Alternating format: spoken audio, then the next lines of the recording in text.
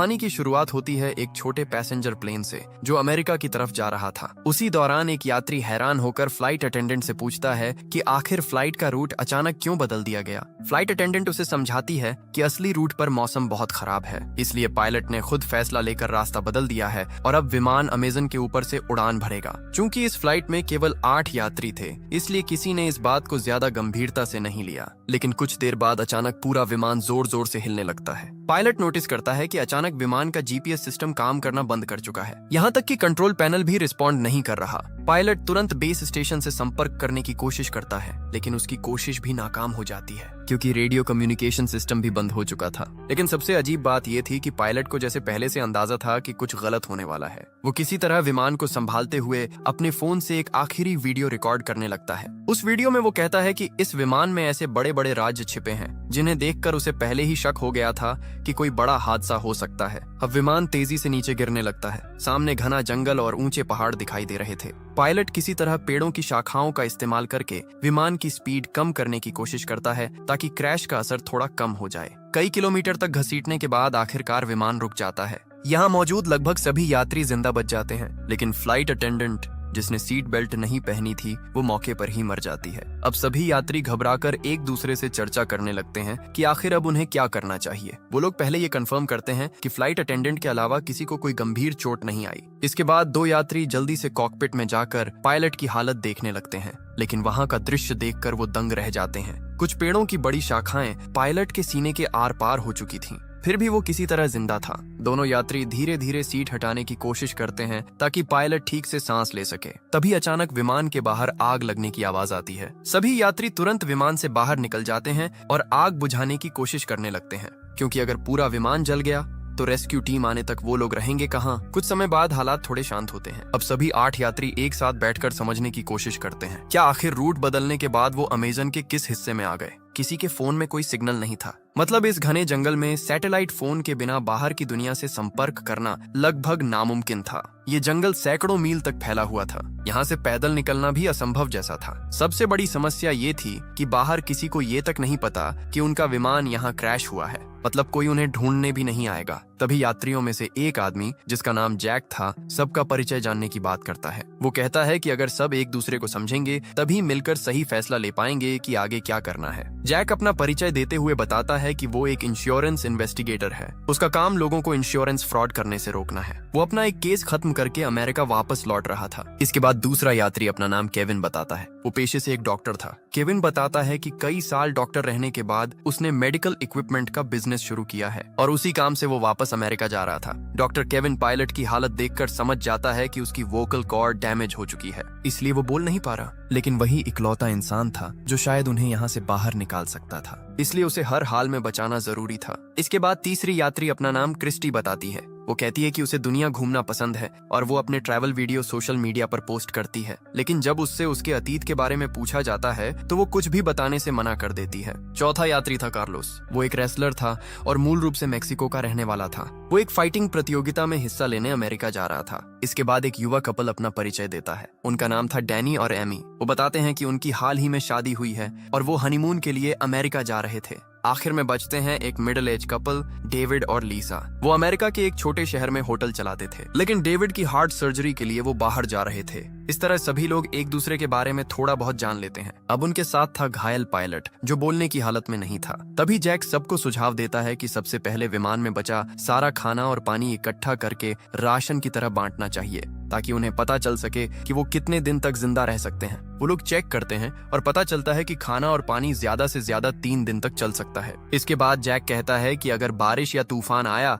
तो उन्हें विमान के अंदर शरण लेनी पड़ सकती है, इसलिए फ्लाइट अटेंडेंट की बॉडी को बाहर कहीं दूर रखना होगा ताकि विमान के अंदर जगह बनी रहे। सभी लोग मिलकर ये छोटे छोटे काम खत्म करते हैं। अब उनके सामने सबसे बड़ा सवाल था यहाँ से बाहर कैसे निकला जाए। अब जैक और बाकी सभी घायल पायलट के पास जाकर उससे पूछते हैं कि क्या विमान में कोई सैटेलाइट फोन मौजूद है जिससे वो बाहर मदद के लिए संपर्क कर सकें। साथ ही वो ये भी जानना चाहते थे कि आखिर विमान अपने असली रूट से हटकर इस जंगल में कैसे आ गया और बिना किसी खराब मौसम के अचानक क्रैश कैसे हो गया। पायलट कुछ बोलने की कोशिश करता है। ऐसा लग रहा था जैसे वो कोई बड़ा राज जानता हो, लेकिन बोल ना पाने की वजह से वो कुछ भी बता नहीं पाता। तभी जैक कहता है कि चूंकि केविन एक डॉक्टर है इसलिए उसे पायलट का इलाज करना चाहिए, लेकिन केविन तुरंत मना कर देता है। वो कहता है कि पायलट को बचाने के लिए सर्जरी करनी पड़ेगी और इस जंगल में उसके पास ना तो सही मेडिकल उपकरण है और ना ही दवाइयाँ। अगर वो अभी सर्जरी करेगा तो शायद पायलट और जल्दी मर जाएगा। इसलिए सभी फैसला करते हैं कि फिलहाल पायलट के ठीक होने का इंतजार करना ही बेहतर होगा। उधर लीसा विमान से खाना निकालकर सभी में थोड़ा थोड़ा बांट देती है। खाना खाने के बाद सभी लोग उम्मीद करने लगते हैं कि शायद वो यहाँ से बाहर निकल पाएंगे। तभी क्रिस्टी पास के एक ऊंचे पहाड़ की तरफ देखते हुए कहती है कि शायद अगर वो लोग ऊपर चढ़ जाएं तो किसी फोन में सिग्नल आ सकता है, इसलिए उन्हें वहां जाकर कोशिश करनी चाहिए। लेकिन तब तक शाम हो चुकी थी, इसलिए सभी तय करते हैं कि अगली सुबह वो पहाड़ की तरफ जाएंगे। तभी पायलट की हालत अचानक और खराब होने लगती है, यहाँ तक कि केविन जो अब तक कुछ नहीं कर रहा था वो भी समझ जाता है कि अगर कुछ नहीं किया गया तो पायलट वैसे ही मर जाएगा। इसलिए वो रिस्क लेने का फैसला करता है। केविन कहता है कि वो इसी हालत में किसी तरह पायलट की सर्जरी करने की कोशिश करेगा। अब वो बचेगा या नहीं ये उसकी किस्मत पर निर्भर करेगा। केविन की बात मानकर बाकी लोग विमान से जरूरत का सामान ढूंढ कर लाते हैं। वो लोग एक सब्जी काटने वाला चाकू, शराब और बाकी छोटी मोटी चीजें इकट्ठा करते हैं जो सर्जरी में काम आ सकती थीं। अब डॉक्टर केविन बिना एनेस्थीसिया के सर्जरी शुरू करता है। दर्द की वजह से पायलट बुरी तरह तड़पने लगता है, लेकिन सौभाग्य से सर्जरी उम्मीद से बेहतर होती है। सर्जरी खत्म होने के बाद केविन बताता है कि अगर पायलट रात भर आराम करे तो शायद सुबह तक उसकी हालत बेहतर हो जाएगी। लेकिन किसी को अंदाजा नहीं था कि रात में उनके साथ क्या होने वाला है। रात के समय जब सभी लोग बाहर सो रहे थे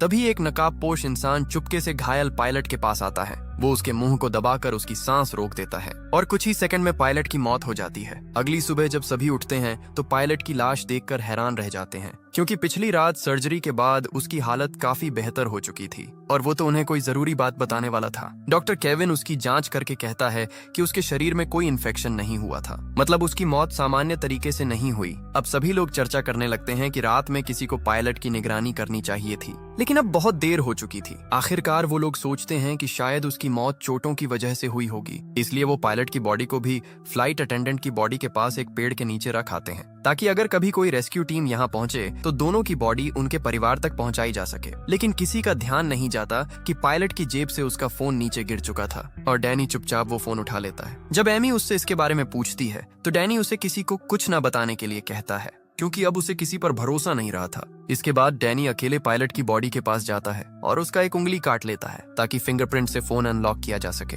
उधर मिडिल एज कपल डेविड और लीसा आपस में बात कर रहे होते हैं। लीसा अपने पति से कहती है कि उसे नहीं लगता पायलट की मौत सामान्य थी। वो पहले एक अस्पताल में नर्स रह चुकी थी और उसने एक बार एक मरीज को दम घुटने से मरते देखा था। लीसा बताती है कि पायलट का चेहरा भी उसी मरीज की तरह काला पड़ गया था, मतलब किसी ने जानबूझकर उसकी सांस रोकी थी। लेकिन उसने ये बात बाकी लोगों को नहीं बताई, क्योंकि साफ था कि उन 8 लोगों में से ही कोई एक कातिल था। डेविड हैरान होकर पूछता है कि आखिर कोई यात्री पायलट को क्यों मारेगा, लेकिन लीसा कहती है कि अब उन्हें ये पता लगाना होगा और अब से उन्हें बहुत सावधान रहना होगा। उन्हें खुद के अलावा किसी पर भरोसा नहीं करना चाहिए। इसी दौरान लीसा को अचानक महसूस होता है कि कोई उनकी बातें सुन रहा है, इसलिए वो तुरंत बात करना बंद कर देती है। उधर ट्रैवलर क्रिस्टी एमी के पास आकर कहती है कि उसे पता है कि डैनी और एमी असल में हनीमून पर नहीं जा रहे। अब एमी सच बता देती है। वो कहती है कि वो एक अमीर बिजनेसमैन की बेटी है और डैनी उसके घर का ड्राइवर था, लेकिन दोनों एक दूसरे से प्यार करने लगे और जब उन्हें लगा कि उनका परिवार इस रिश्ते को कभी स्वीकार नहीं करेगा तब दोनों घर छोड़कर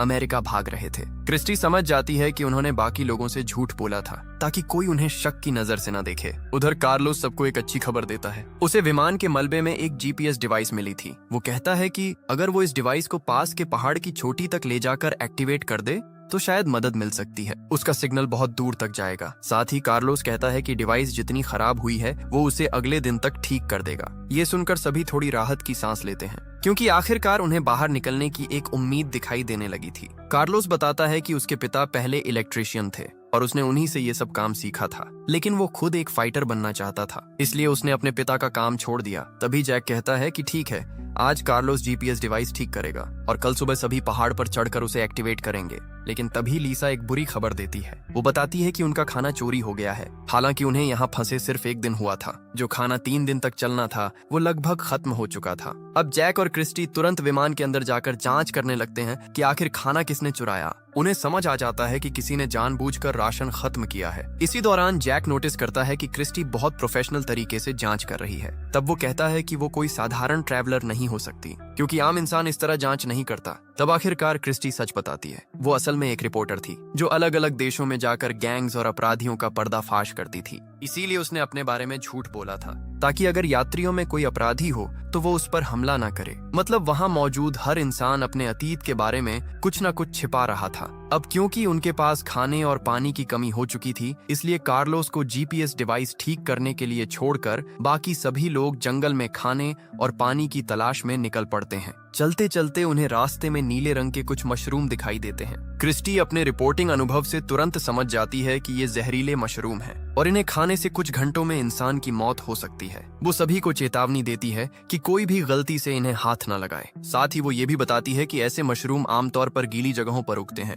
मतलब आसपास कहीं पानी का बड़ा स्रोत जरूर होगा। थोड़ा आगे बढ़ने पर उन्हें सच में एक तालाब मिल जाता है, लेकिन वहाँ का पानी साफ नहीं था, इसलिए उसे पीने लायक बनाने का तरीका ढूंढना जरूरी था। तभी अचानक पीछे से गोली चलने की आवाज आती है। सभी लोग डरकर पीछे दौड़ते हैं। वहाँ पहुंचकर वो देखते हैं कि डेविड ने अपनी बंदूक से एक बंदर का शिकार किया है, ताकि वो लोग उसे खाकर अपना पेट भर सकें। असल में डेविड और लीसा के पास एक बंदूक थी जिसके बारे में उन्होंने किसी को नहीं बताया था। लीसा कहती है कि वो लोग किसी को डराना नहीं चाहते थे, इसलिए उन्होंने ये बात छुपाई। अब डेविड के शिकार किए हुए बंदर को पकाकर सभी लोग रात का खाना खाते हैं। उधर क्रिस्टी और जैक मिलकर तालाब के पानी को साफ करने का तरीका भी निकाल लेते हैं। इस तरह कम से कम आज के लिए खाने और पानी की समस्या खत्म हो जाती है। लेकिन एमी बंदर का मांस नहीं खा पाती, इसलिए उसका हिस्सा खराब ना हो इसके लिए डेविड खुद उसका खाना भी खा लेता है। खाना खत्म होने के बाद जैक सभी से पूछता है कि क्या किसी और के पास भी डेविड और लीसा की तरह कोई खतरनाक चीज छुपी हुई है, क्योंकि अब हर किसी को सब कुछ जानने का हक था। तब कार्लोस अपना बैग खोलकर दिखाता है। उसके पास सिर्फ उसका फाइटिंग मास्क था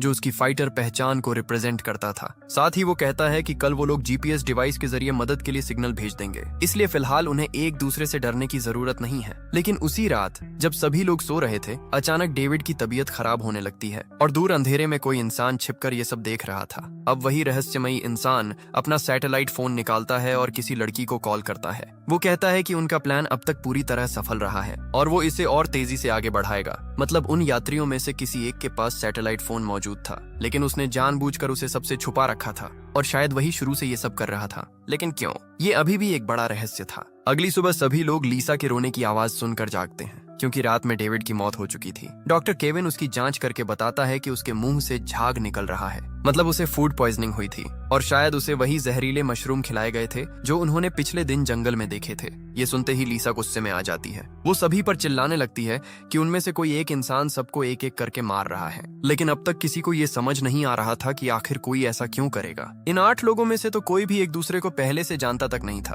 तब लीसा